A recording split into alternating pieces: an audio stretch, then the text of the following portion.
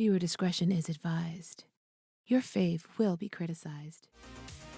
That's Chan, That's Chris. and welcome to CCTV, the nonstop pop show. And today we'll be discussing Step's seventh studio album, What the Future Holds, Part 2. If you're wondering who we are, Shan and I have a huge range of experience in the music industry, from performing on stage and recording in the studio to working with artists and artist management and record labels. So we analyze artists and their music from both the creative and business angles. Yes, and Steps is a British co-ed group that will be celebrating the 25th anniversary very soon. So we're excited that they're back again and releasing new music after less than a year, which is more than a lot of our faves or a lot of your faves have been doing, people, just saying. So if you haven't checked out our review of the first part of What the Future Holds, make sure to check it out. And also be sure to give us a like and a subscribe if you've made it this far in the video, because it would really help us out.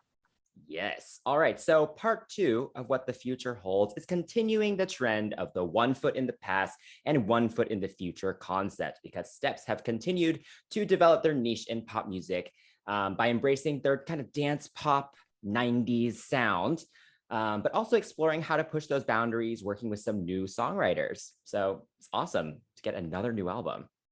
Indeed. And so we will now go track by track and discuss the production, vocals, and lyrics to give our ratings for each song. So the first track on the album is Take Me for a Ride. And this was written by Mark Topham and Carl Twig and produced by The Alias, which I believe they did all the album, or at least most of the album. And this is the lead single from the album and is a mid-tempo 80s inspired track, which laments over a lover's habit of gaslighting and taking a stand against the mess. Yes, the mess. And I'd also like to note that Mark Topham and Carl Twig are awesome songwriters, and they wrote some of Steps' best tracks, including One for Sorrow. So I'm very excited that they are back together. Yes. Yes. I mean, me being like definitely a brand new fan, or at least a brand new listener, I can say that I like One for Sorrow. See, I know that one. So, they definitely have a good track record with this group. And I love the intro on this one. It's a simple melody intro with some classic drum machine beats and then twinkle and then a cymbal crash. And that's where the attitude comes in. And that's what, gives me the idea that the song is a little bit sentimental as per usual, but also has a little bit of like, hey, listen, I'm tired of your crap, So Claire and Faye's voice in that first verse, is very low, and it gives me glowing. You looked me in my eyes and you said you were only friends. Like, I feel like we all know what that's like to some degree. Like maybe someone's not actually like cheating on you, right? But you just know to some degree, it's like, why are you lying right now? Please don't do that. I don't like when you lie. So I definitely like that kind of tone that they took with this song, because the songs I've heard thus far have been very much like, I love you, you love me, let's work it out. And this one's like, this is not working. I don't like this. And I love the responses to Claire's vocal prompts, and during Lee's pre-hooks, they're like dazzlingly haunting. They're high and they're like echoes of like a conscious. Lisa's higher vocals there definitely were more catchy to me in those certain sections. And the second verse definitely follows the same structure, with H and Lisa leading the charge. But one thing I really wish that the song had was an actual bridge instead of just like the laser beam-esque synth section, but that's just me. Yeah, that's fair. Yeah. I really like this one. I think it feels like a very natural progression from the older stuff, like Deeper Shade of Blue, etc. Like it feels like a nice progression of that. It still kind of keeps that classic sound, but the production it's a good hybrid of like 80s and modern, I think. And the whole 80s thing is kind of in right now anyway. So I think the whole production is just it sounds really nice and full. And I think that just the chorus melody in general, it's just a very pleasing like note progression. Like it's called Take Me for a Ride. Like it's like it's definitely very smooth. So it's fun to sing along to. And I agree. I think the pre-chorus with the boys singing their little part with like Lisa doing the high parts, that's my favorite part. I enjoy that back and forth for sure. And then I have to say, for this song and pretty much the whole album, the mixing the vocal mixing is done very well. They've really figured out how to have all the harmonies layered in very clearly. You can hear the group as a whole, and they take full advantage of the fact that they're co-ed, that they can do the octaves, that they have kind of all these different tones, and it just sounds really nice in this song and throughout the whole album. So I'm gonna not mention that every time, but I might. Yes. What do you think of the music video? The video for Take Me for a Ride is definitely simple. Much like the video for Something in Your Eyes, this video was filmed on a white cyclorama or cyclorama, however you pronounce it. But the color that was provided was more like artistic lighting and some gobos, which are like stencils, or if you guys see patterns or something like that in shadows, those are called gobos. The group's dress is like very, very fashion forward with awesome silhouettes. I have to say some standouts were like Faye's operatic rose bonnet look and H's skirt kilt situation. I was like, come on. And the video really plays with the shadows and edits, and that's what gave the video more energy, because after a while of just staring at the outfit, you're like, okay, what's next? But then they would feature Lee on opposite ends singing his part with Lisa doing her ad-libs and giving you freaking face again. She gives good face. Lisa is always so good on camera. She just turns it on. I was listening to an interview where I think it was Lisa who was like, you know, normally we have to look really happy and smiley in these music videos, and this one we got to look really moody. So it was just like something different for them to do where they could be very dramatic. Yes, indeed. And the choreography is okay. It's very simple. You could tell they probably didn't have much time to kind of get that together, but I guess it goes along with the idea that it's just like a fashion film with a lot of posing and stuff. So it's effective. I enjoyed watching it. There's enough going on to kind of keep my interest.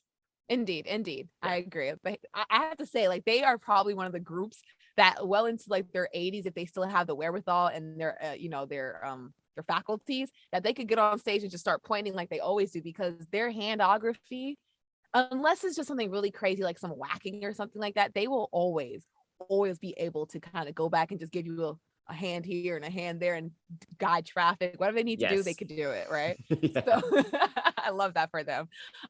They definitely have that going for them vocally and just, you know, movement wise. They'll age well.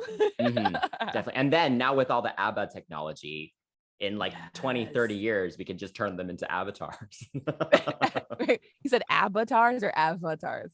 I like the avatars are, I mean, they're specifically for them. So I guess these will be called something else. I like the avatars. That's cute. But again, they are the ABBA on speed. So I would love to see them get immortalized through a digital form. I would love that for them, for real.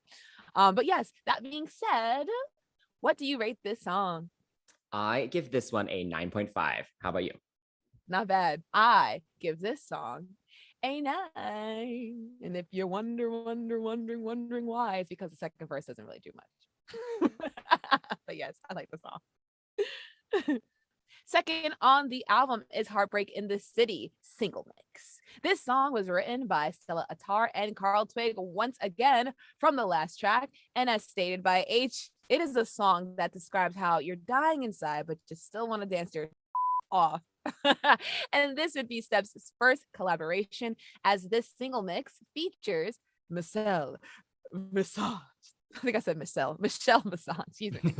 So Faye is a good friend of Michelle, and the collab came very naturally after she hosted an IG live, and a viewer mentioned that the acts should work together.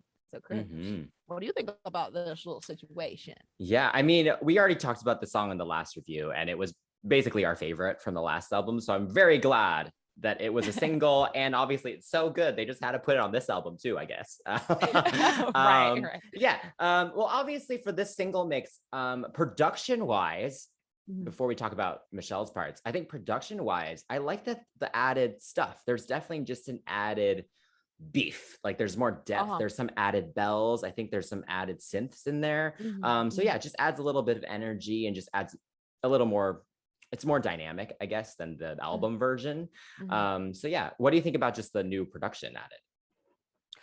It's cool. It's definitely cool. Like you said, I had to listen to it. I was like, what's the difference? But yeah, I mean, I think it's interesting to hear at least a little bit of different accents here and there, because I think our biggest qualm with remixes nowadays is that the remix just has someone rapping or like just singing on it and it's the exact same melody or something like that, and the instrumentation doesn't change much really. So I do appreciate that those accents and certain things were added. But what I will honestly say is that with Michelle on this, I can't say I heard a difference, maybe because I'm not like a huge fan.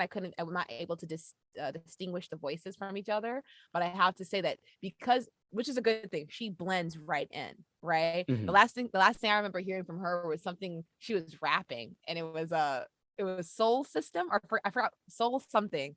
It was like S period O period. Like the group name is very just long-winded. Mhm. And she was rapping. And I was like, okay, Michelle. And I remember her being kind of compared to Madonna back in the day. So I kind of gave her a listen. I knew she could sing a bit, but I haven't heard her sing in a really long time. And then, here she is. And I'm like, okay, where is she? I don't hear it. Watch the video. And then there she was. And I was like, oh, that's the part she's singing.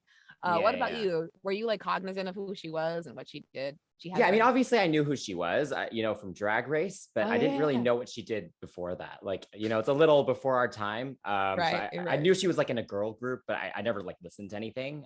So I was very pleasantly surprised by her voice. I agree. Right. She does blend in quite well Mhm. with them. And I think marketing wise, it was a great choice to get her on that single. It got like, I know a lot of people in the US especially who listened to it just because she was on it. So just for Right. visibility purposes for steps, that was a great idea. That was right on Yeah. brand. So that Yeah. was very smart of them to do. And I think my only thing with her, I think they did a good job giving her the lines that she got. But I wish they had kept Claire doing that last lead up in that bridge. Oh Just I yeah. think she Yeah. has a stronger voice. So She does. No, she does. I just wish that was still there. So because of that, Mhm. I still prefer the steps only version, I think. Mhm. But I like the added ad libs that Michelle does in the final choruses. I think that a lot of them are interesting and they're different from what I think any of the steps women would have come up with. So just to add a Right. different flavor to it, I think was good. What did you think of the music video then? That video was like fabulously neon camp. Okay. The the video seems to visually pick up from where what the future holds started, like, and that surface tension broke. Oh goodness. Yeah. Still not over that line, but the surface tension has broken. And in the city of the city, the super camp friends step featuring Michelle Visage, a reformed supervillain, search for broken hearts. That, or she's Yes. just like the Professor X of them. I don't know, but that hair, it was giving me Yes. life. I was like, either she's a villain or she's like the leader of this, super camp friends.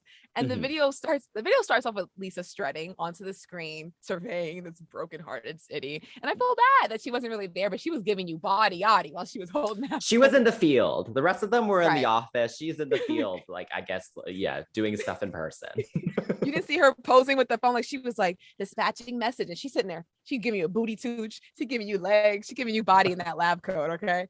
She wasn't there to participate like physically. But kudos to the director for featuring and the editors for featuring her as much as possible because it did look really seamless. She was on the field, like you said.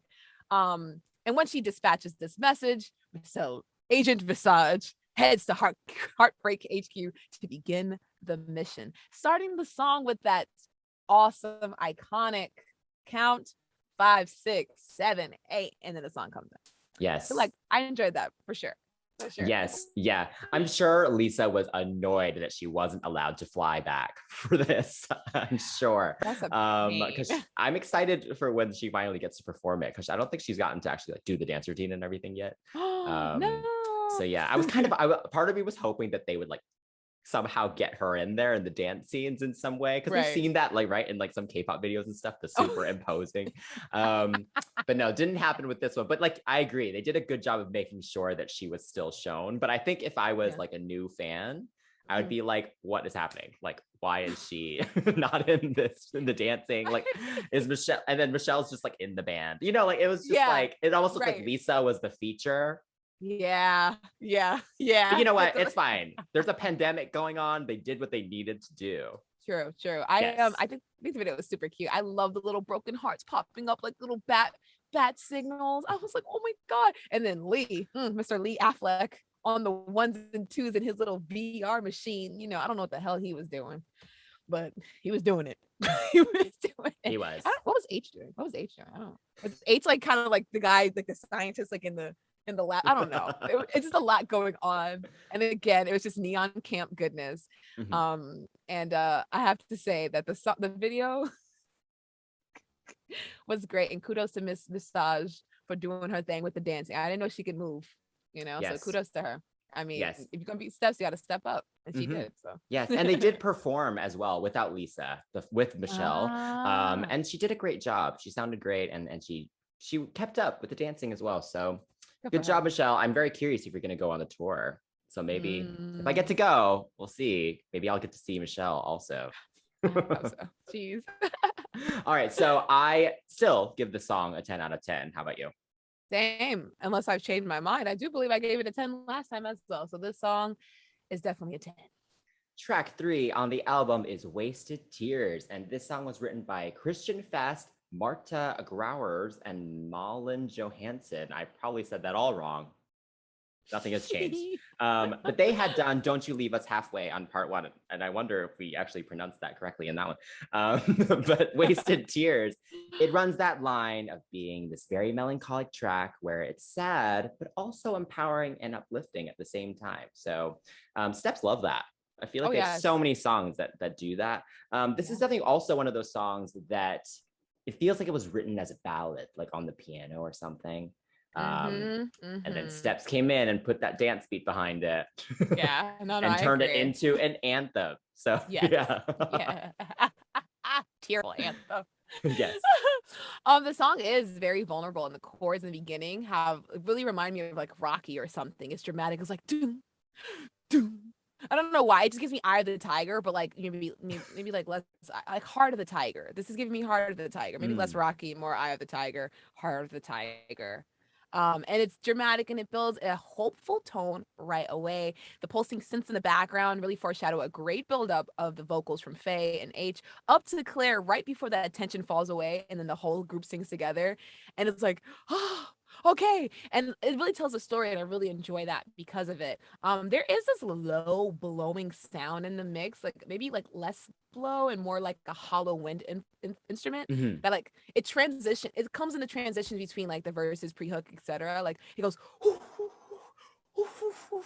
I sound stupid, but every time it comes, I know that the song is going to change, like vocally or like rhythmically in some kind of way. And then when the chorus finally comes, it feels like an epiphany. Like all those wasted tears, all the nights I cried to sleep. Oh my gosh, I wasted my time. And it's like a tearful celebration of understanding who you are. Right. And this song I connected with like instantly. I'm like, I cried over stupid stuff. Why am I crying? I'm not gonna lie though. I wish we would have gotten like a sustained at the end or something. Just it's not just the ad libs. I'm not gonna lie, but aside from that, the song gave me what I needed emotionally, and like it gave me the rising climax, and then the climax, and then the falling action, all that good stuff. It gave me all that. It told a story. But yeah.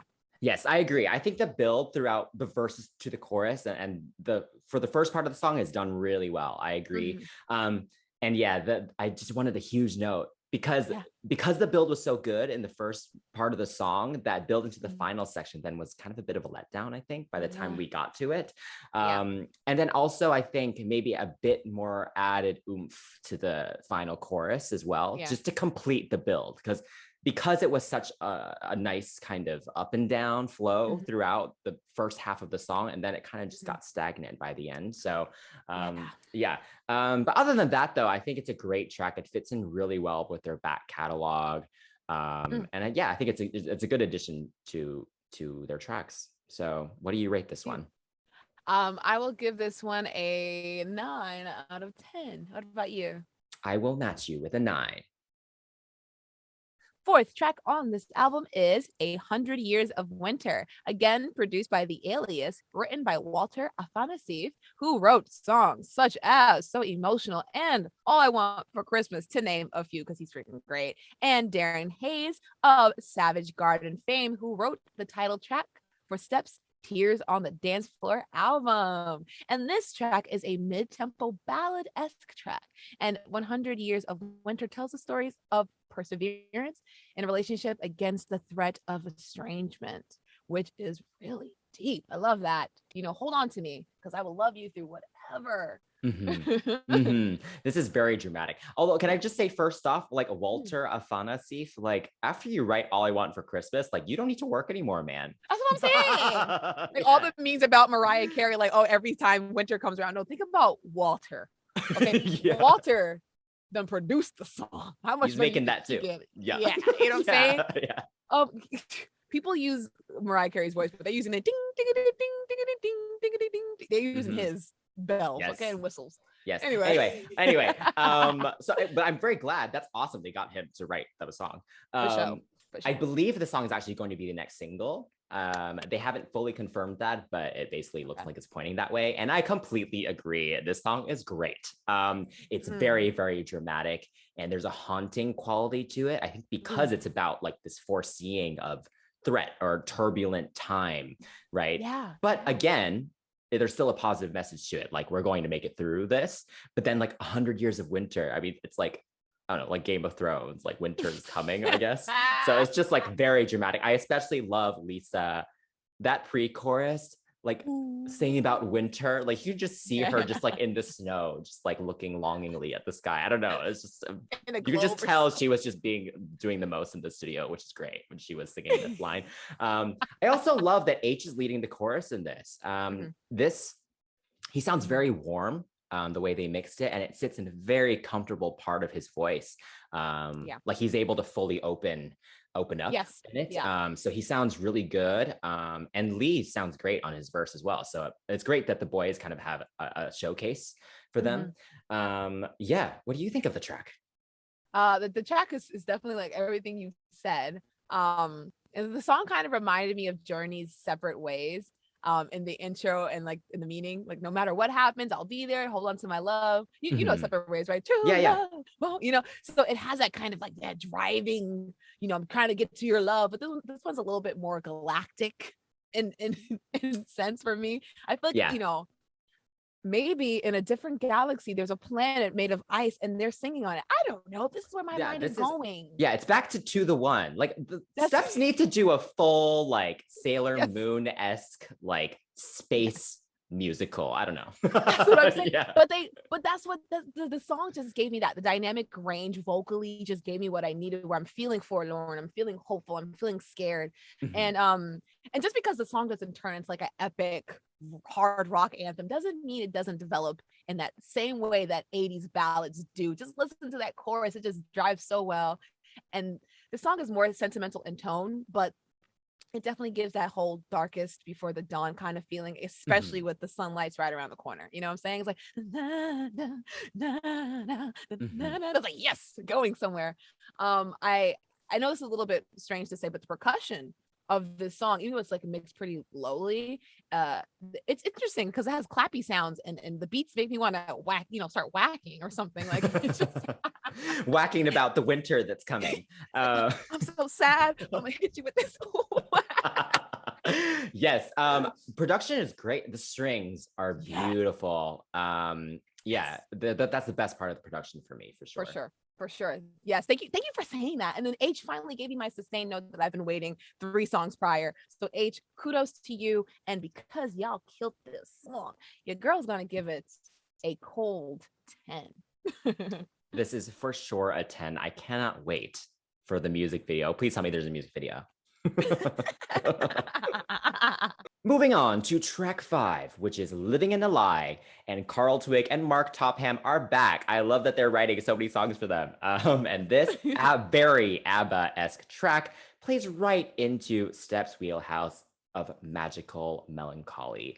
And this song describes a relationship of an ill-fated love over a sparkling dance production. And it's so good. Come on, sparkling. Let's go. Yes. Very sparkly. It is very sparkly. ABBA in general is very sparkly. So that makes sense. Yeah. Yes, indeed. This song sounds like the reality that sets in after the magic of something in your eyes fades away. It's like, there is yes. there is something in your eyes. Whoops, living in a lie. I was like, yeah. Because I was listening to it, I was like, this kind of feels like the same thing, but the sequel. It's like, oh my God, this person, I will say this person's so perfect. Actually, you kind of suck. But you know what doesn't suck? This song. Okay. This song. I mean, I had Scared of the Dark or even Tragedy in my mind with the strings and the theatricalness of it all. But I feel like, the whole Something in Your Eyes sequel makes a little bit more sense, especially since this is part 2 of what the future holds.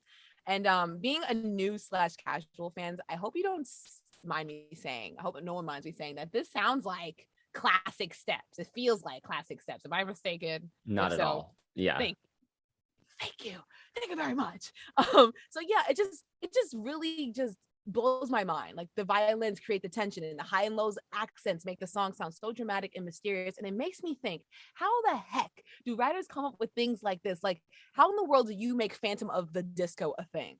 I mean, how? It was so good. I loved it. It's so good. It's so good. I think, going back to what you're saying, like there is an urgency to it. And I think you mentioned this in another song, but I also hear the kind of epiphany kind of idea in this one too. Like they're like suddenly realizing, they're like, oh, I've been living in a lie. Like, I'm realizing it right now. Like that's what it feels like. And also, we also love a key change. And this song's key change is really smooth. They did a great job with this one. Indeed. Love the drama. This is great. Yes. And can I just say Claire's vocals soar. Okay. Like something about her voice. I can't even duplicate it because her voice, it just transcends like a regular belt. You feel like this woman is, I don't know. I can't describe it right now. Nothing's coming to my brain of how to describe it really well, but her voice soars. I feel like she's a beautiful phoenix. And every time she opens her mouth, heaven comes out. So kudos to the song. Awesomeness. But what would you rate this song though? I'm going to give this one a 9. How about you? A 9? Why'd you dock a point? Because I think I'm thinking of it like in all of Steps discography, okay. So it's up there, but it's not my favorite. So yeah. Oh, it's true. You know, it's funny. Even though I was questioning you, I also gave it a 9 because it sounded like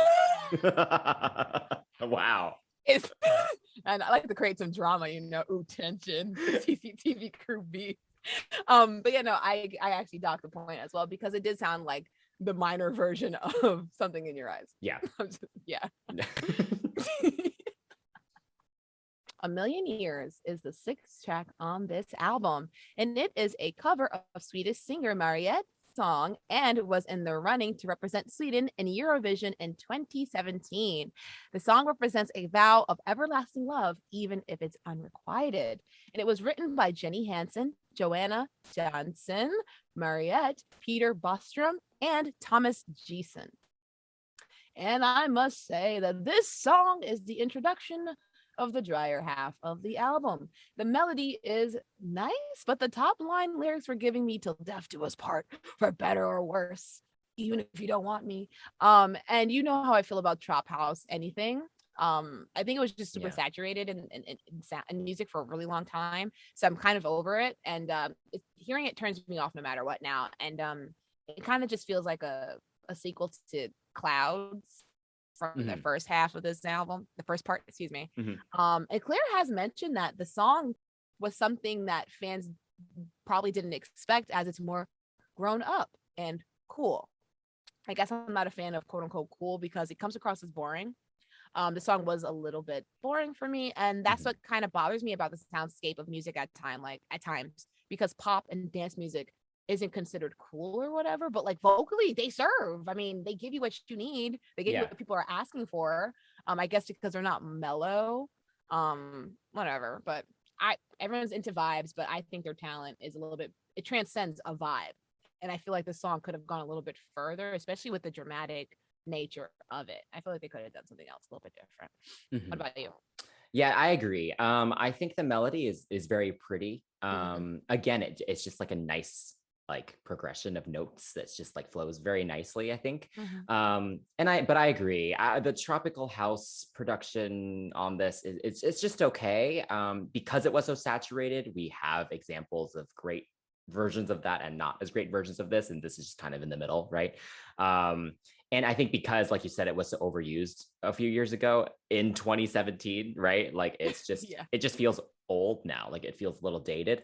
But I do think it's an improvement on the original version of the track, which I guess is, that's the goal with the cover. So I think at least they accomplished that. And I do think Claire sounds great in this track. She's using a mix kind of pretty much throughout the whole thing. And it's just a very pretty tone. She manages to keep her voice very nice and full, like all the time. It's pretty amazing. Yeah, also the lyrics, it's just like whether you're in or out, I will wait a million years for you, which I don't love clingy people, so this just gives me clinger vibes.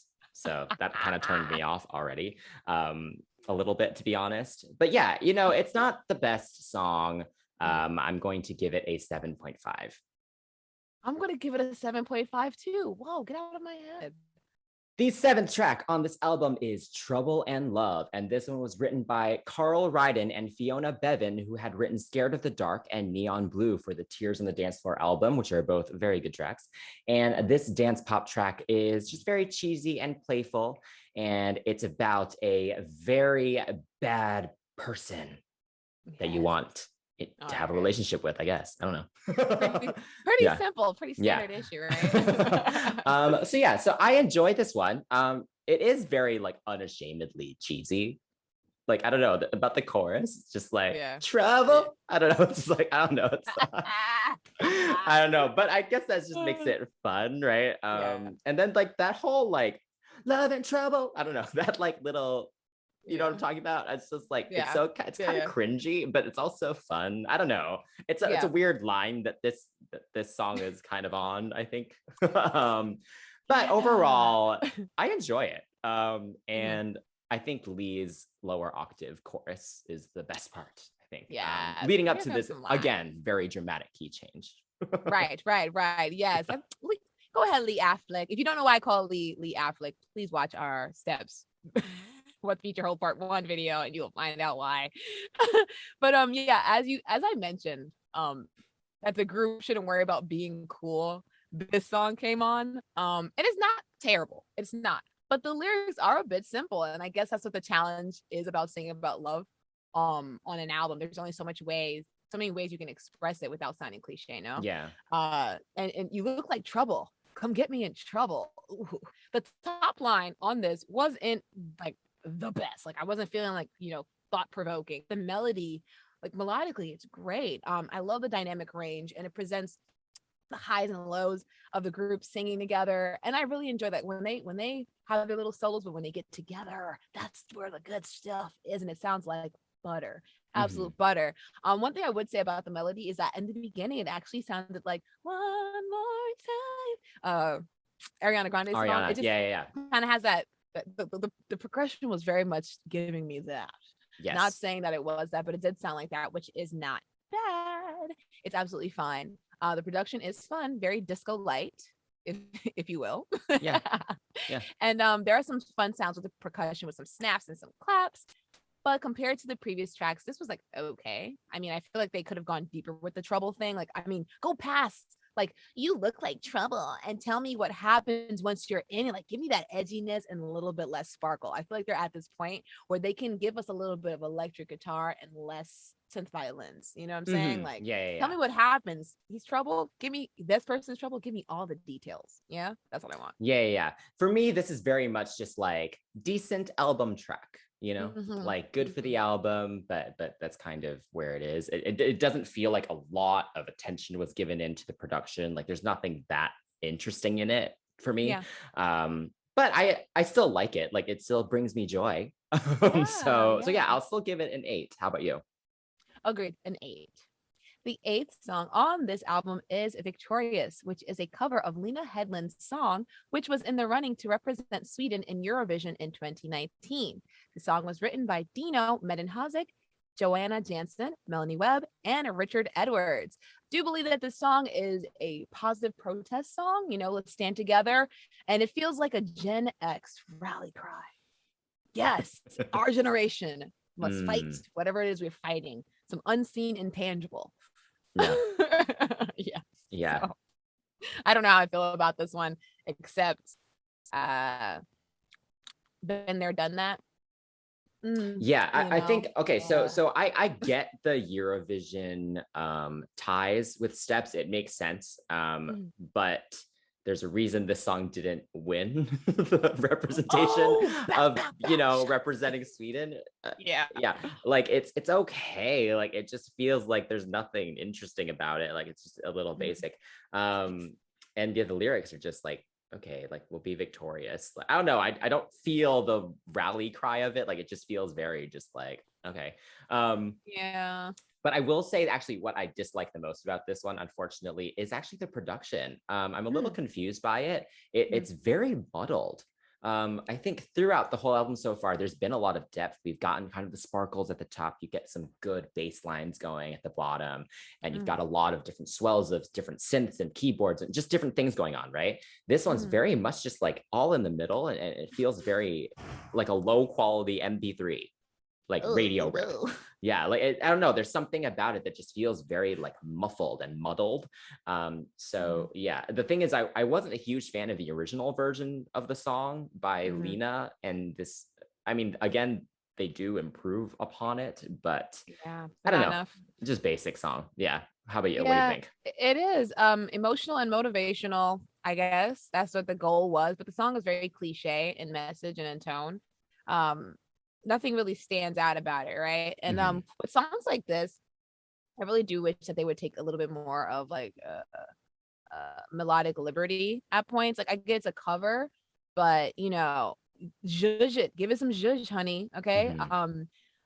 Give me I don't even know how to describe it, but like maybe with the way the tempo was going, second verse introduce maybe like a call and response kind of situation between some vocalists, between the I can't even get my mind right, like between the five of them. You're telling me that you guys couldn't figure out how to rewrite the song where it's a little bit more dynamic. I really don't like that there are so many synth instruments. Like I get that it's like an EDM kind of Eurovision kind of song, but like the horns, especially the horns, like why is it toodalooing? It's just all on the same, it's all on the same like level too. There's no left and right, there's no like top and bottom. It's like all panning. Yes, there it is. It's like it's just kind of just equal. There's no like left and right panning, nothing like that. I appreciate the song. I do appreciate that the song is not about romance though. So that's great. It's not a bad song, but it's not like amazing. I feel like a better song could have been written. But yeah, hey, I mean, kudos to that bridge because the tambourines and the harmonies, and of course Claire sliding into that crescendo, like she vocally, she doesn't just hit the note. So I appreciate that. That was it. Claire's little note is the best part of the song. She sounds awesome. And I agree. Wait, did you say little? Did you say little note? All right. Big note. I mean, I meant like short, maybe, or I don't know, just like a small part of the song. You know what I mean? But, I'm teasing, but you know, I'm totally teasing. Yeah. But yeah, you're right. Yeah, and I agree. I think the harmonies again are beautiful, but like that's the case with the rest of the album too. So like that doesn't make this song stand out any more than the rest. So yeah. So what do you rate this one? I gave the song a 6. Okay, I'm gonna go 6.5.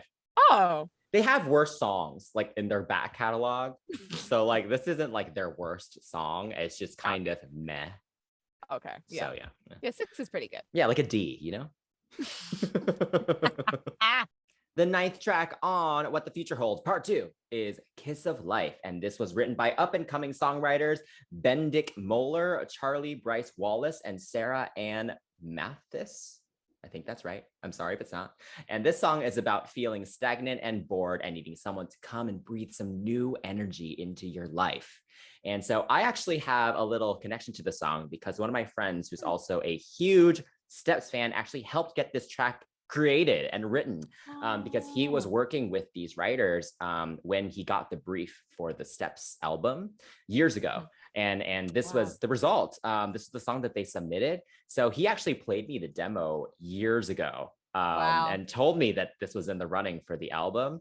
And so when it didn't make part 1, he was like, oh, I think they're holding it back for a deluxe maybe. And so here it is, which is awesome. Yeah, so awesome. So I've known about this track for a while. So it's just exciting to like hear the final version and hear the steps, you know, they like turned it into a step song, which is just cool, you know?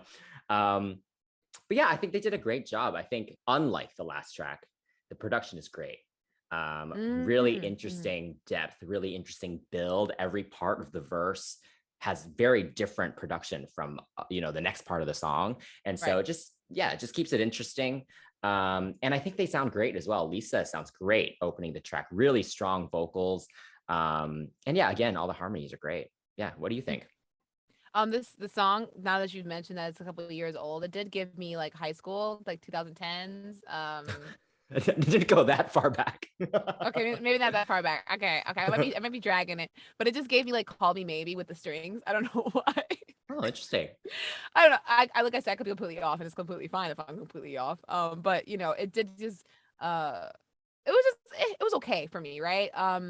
The pre-chorus was a little bit predictable with the swelling of the bass and the chords and even the hook. Everything was felt to me unimaginative. Does not mean that it's not like sonically it wasn't mixed well. It doesn't mean that like the instruments aren't great. It's just for me, just everything progression wise, it was pretty predictable. And the heartbeat is a little cheesy. It's a little cheesy. I The rom- agree. Yeah, the heartbeat, especially at the one at the end, like there's a little heartbeat like in the bridge, I think, and lead up to the final yeah. chorus. And I was like, okay, like one or two is like fine. But then they ended the song with it. I was like, okay, that's a lot. Yeah, like the romantic resuscitation has failed, and this did not exactly give me life. So, I do have a question for you though, uh-huh. which I guess I could ask my friend too, but I'll ask you first. Oh What are yes, they saying in that repeated hook? Kiss me in the I. What are they saying? you're right. Okay, so I was looking at the lyrics, and it says "Kiss me a good night, I." But it doesn't. I don't hear a good or a night. Uh-uh. I hear No. I. I definitely hear kiss me in the. Do you not like it's for sure a kiss me in You're the. right. So it's Yeah, like in the no, you're right. already like You're messes it right. up. Because at first I was like, Kiss okay, maybe me they're a just good. saying like, I don't know, something with I life, but then I was thought it like, was but that doesn't night. make any sense. Like kiss me in the life makes no sense. And then there's no like ending. It's I. There's no like Yeah. ending consonant. I. Okay, maybe it's like a The littlest tongue touch to end. I. Yeah, the little tap into the hard palate. Night. Yeah. Who knows? It's a mystery. But if you all have any clue, please feel free to like tell us if you Yes, know what the words are. yes. Worst comes to worst, I Yeah. will ask. Worst comes to Yeah. worst, I will ask, but it's a little embarrassing, I think. Oh, So, so let's see if we can figure it out. sorry. Anyway, so what do you rate this song? I give this one. I'll give this one an 8. It's okay. Oh, that's actually higher than I expected, given your comments. It was lower, but I can appreciate the production being a lot stronger than the previous track for sure. That's fair. I think the placement of this song in the sequence actually makes it better. So I'll match you with an 8. 10th song on this album is High, written by Chris Whale and Dan Olson. It is uplifting and pure, and the song relishes in a new perspective provided by a lover. And that being said, the perspective was 90% musical theater and 10% listenability. I guess I don't even know the word. I don't even know how to describe it. But the ratio between reasonable cheesy stepsness and just random ass writing from people who don't know this group is too high. It's way too high. Like the disparity is crazy. Like how, like, do you not know who you're writing for? Yeah, I mean, we don't know. We don't know if they just got this from. We don't know if this was like written for them or if it was just like something in a database somewhere. That's what I'm saying. Yeah. But so I was listening to an interview and they mentioned that like this reminds them of The Greatest Showman, which I understand, but I don't like that reference for them. Yeah. Because I like musical theater. Like I've gone to Yeah. Broadway shows and stuff, but I don't want step singing that. That's what I'm saying. Yes. It's very cheesy, but it's like, I mean, Steps has always been cheesy and I love cheese. This is a whole nother level of cheese. Yeah, it's not. And also It's not. just on top of that though, it also just doesn't fit the album. No, Like not at all. it's not even like if they did this just for like a soundtrack or something, I'd be like, great. Yeah, yeah. So yeah, this is a dud. for Oh, me. Yeah. Claire, again, she sounds great. Everyone sounds great. That's yes, just a given at this point. yeah, And I think because she leads the chorus, it does make it better than if someone else was singing it. So there's that. That's a good yeah. quality to have. I Yeah. agree. And back to what you're saying about musical theater and whatnot. Like I've done a couple of musicals, nothing huge, but I've done musicals, and I have never in my life come across anything as ooh, I don't know, chillingly cheesy as this one, right? So this gave me like Sony Pictures Animation musical theater, like a musical movie. Like the strings and the accents were not helping. Of Yeah. the percussion and the pensive strings in between the pre-hook. That's the most musical theater sounding part is that little pre-hook. Yeah. Yes, I was expecting bluebirds to fly around me and help me with my chores, or maybe to venture into a new town where the townspeople are dancing and hitting just steps that would make Jerome Robbins quake in his boots. All right, like I was just like, what in the world is happening? But I will say that the bridge with Lee, was it Lee singing that part? Mm. The harmony, he was holding it down. He was holding it down. Go ahead, honey. Go ahead, Lee Affleck. I see you. And yes, finally a sustained note from Claire. Again, her voice soars, and it's truly so good. But the meaning of the song, although sweet, the instrumentation made it feel a little cheap. That's just my opinion. And unfortunately, I have to give it a pretty cheap score and give it a 6. What about you? I will match you. Mm.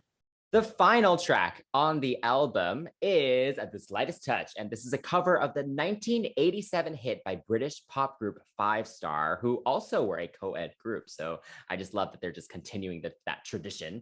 And fans have been requesting Steps to cover Five Star for years, and so they finally delivered, and it's so good. I'm so glad this album ends on such a high note. This is like everything Yes. I want from them. Yes. Yes. Yes. Oh my gosh, they owned the song. I loved it. I didn't know it was a cover actually until we talked about until we did Mhm. research for this video Yeah. in this episode. And I always thought at first I wasn't in the mood to listen to it, right? I just thought I don't feel like listening to a club song. Like it's a couple weeks ago when the song got released, right? Mhm. Not just this week. This week I was like, okay, let me listen to the singles that have been released before the album comes out. This song came on and I heard yo, the harmony in the beginning. Oh my God. Already I was invested. And I was like, why the hell did I try to deprive myself of the pleasure of this song weeks ago? What is wrong with me? Like, what's the Mhm. You actual missed out F? on some happiness. Exactly. Yeah. Last week I was playing myself. Like, ugh. And yeah, I enjoy this song. I fell right into the disco dream that they were trying to give, you know. The drum machine beats are absolutely fabulous, and the pluckiness of the main melody are amazing. The dun, dun, dun, dun, dun, dun, dun, dun, Mhm. dun. Ah, God, again, I want to whack. I want to give you hands. I want to give you the Vogue. I want to hit a dip real quick, not a death drop for those who call it a death drop still. But yes, I Mhm. want to give you dips. I want to give you, I want to give you see you next Tuesday. Okay. And Steps understood their assignment as well because they gave it to me, and Lee sounded good on this. He has a very airy voice. Sometimes it's a little bit like more softer in tone, and Mhm. it fits on here because the song is like oozing desire, and I love this for them because they're grown. So give me sexy, give me yearning, give me desire, give me burning passion. Yes. And But yeah, Faye killed that little talky bridge. oh my They God, don't normally do a lot of talking parts, in step songs. yes. So she killed that. Sounds great. And I Oh, love all the little yes. ad libs that surround that also. And yeah, I Mm-mm. think just in general, like the production mixing of this is great. The synths just exude energy. Like Yeah. it's impossible not to want to like at least nod your head at the very Mhm. least. Like At least, this yeah. this song just requires movement. Um, Yes. Also, I think they did release like this video of them just like Yes. jumping around to it basically and lip syncing to it backstage at a Yeah. gig. And it's just great to see that the chemistry of this group it's just keeps increasing. Like it's pretty Right. amazing that 25 years on, they're at a point where they're Hmm. happier than ever, I think, in this Yeah. group, which is just amazing. Yeah. And yeah, I'm just so excited to see them perform this. And it was a great idea to end the album on like the euphoria of this. Oh yeah, indeed. I agree. I would love to see songs like this and like, the former part of this album really make me feel a little bit jelly of you, because you're going to get to see them really hopefully soon, Mhm. next year, this year, but you're going to see them This year, regardless. And yeah. yeah, see, and it makes me be like, if only I was a fan earlier. But I would love to hear the stories, and if they release any kind of DVD or something like that, I will definitely be at your crib watching it. So what do you rate this song with all that being said? This is for sure a 10 out of 10. How about you? I guess. I mean, I wanted to give it an 11, but here we are with a measly 10.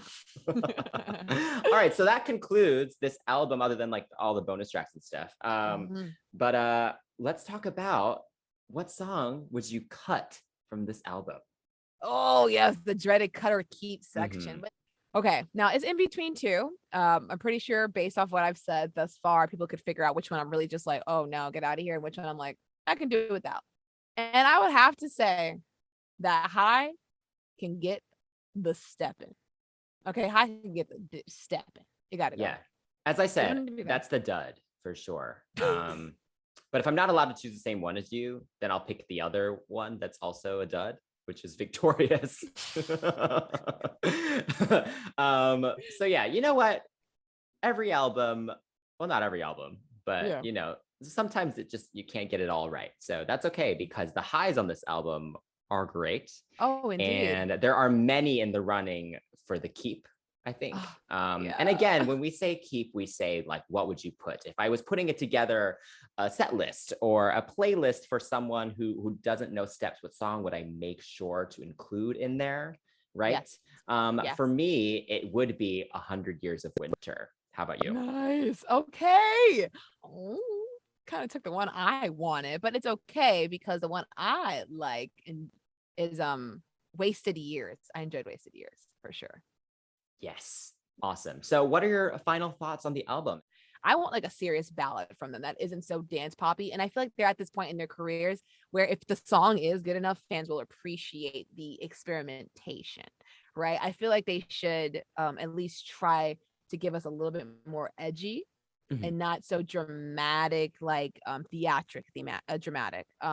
Because Living a Lie sounds like Phantom of the Opera or Phantom of the Disco, if you will. I want something from them that has a little bit of electronic in there, but also just gives me something really dark where it's like, whoa, what the heck is going on? Like really just completely shift the paradigm on spectacular music and just give us something a little bit more like, oh, and that's just a fantasy, it might be a pipe dream at this point. But it'd be nice to hear for sure because they all sound good. Not just talking about Claire, but all of them sound great, and they've come into their own, and they're getting more parts in songs. So now that the guys are essentially allowed to sing a lot more, Mhm. use their voices. They're men. Let the men take charge on a couple songs, a couple times. That's what I'm saying. Yeah. Yeah. I think I agree. Yeah. Most of these tracks, from my understanding, were chosen before even the first part came out. Like I think most of these were kind of in the running this whole time also. So you can kind of tell that. I think that's why it's a part two, right? The brief is the same. The kind of idea of the 1 foot in the future, 1 foot in the past, that whole idea. Yeah. And so, I mean, now that they've done this whole transition with 2 albums, now they can fully step into the future. I agree. Like, definitely, I think they're at a point where the fans will appreciate and embrace them stepping out a little more out of their comfort zone. So I completely agree. But overall, I think it's a solid project. I think it's a great counterpart to part 1. I think as a full project, it's very strong. And I also want to just say I appreciate all the acoustic stuff and all the remixes that they put at the end as well. Like the acoustic version of To the Beat of My Heart is great. It's more unplugged, like there's like drums in there, but it takes, because we had if you watch our last review, we didn't love the production on that one, and this one is great. So I love that they did that. As fans, we're just very lucky to have 2 albums in less than a year. Like no act does that, so that's awesome. So yeah, so I'm just excited that they're so happy. Like they seem like they're to work. Yeah, like they seem like they're in a really good place as a group. And so next year's their 25th anniversary, right? So I expect some sort of greatest hits, something. And they've already released 2 greatest hits, so I don't know if they need another of the same. So I'm hoping, like Kylie, that they do like an Abbey Road orchestral greatest hits. That okay. is like my dream. If anyone here is listening and from their team, that's what I want. I'm not the only fan who has said that. Uh-huh. So please consider that. I think that would be really cool way to just like re-envision the songs. I'm crossing everything for you. So yeah, and I also, like you mentioned, I do have tickets to the upcoming tour in a few months. Let's hope the world is okay, that I can travel. Yeah. Yeah, I'm very excited. I'm sure it's going to be a good show. Awesome. Awesome. So what is your final rating for this album? So I did some of the averaging. And so it Okay. does round up slightly to an 8.5. How about you? I'm going to give it a straight 8. Perfect. So, Steps fans, what do you think about this album? Let us know your thoughts in the comments below. And don't forget to like and subscribe for more reviews from us. So until next time, that's Chris. That's Jan. And we are CCTV. Bye.